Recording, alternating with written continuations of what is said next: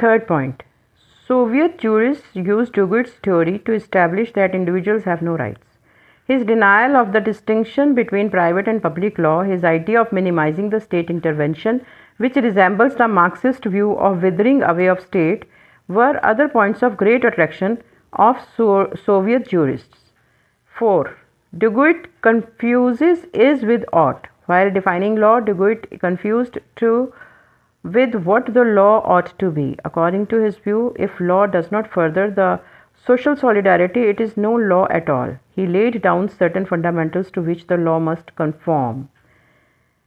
His definition of law, instead of giving a clear-cut picture of law, confuses it, as was done by natural law theory. Number 5.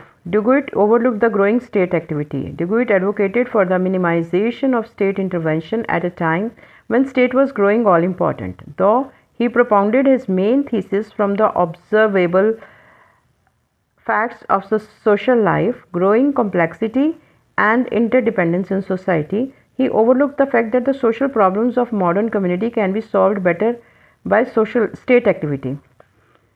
Number 6. Inconsistencies in the theory. On the one hand, he expressed faith in the biological evolution of society, and on the other hand, he vigorously attacks the idea of collective personality. He denied any personality to state or groups distinct from the individuals who constitute it. Duguit's contribution. Despite defects and weaknesses of his theory, his contribution and influence were great. His approach is very comprehensive and sincere. Though his theory ultimately becomes the theory of natural law or a theory of justice, that we find in him is perfectly in social terms and derived from social facts.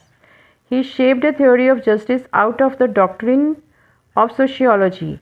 Many later jurists, though proceeding from different premises, reached similar conclusions as Duguit had reached, especially about the state, right, and public and private law.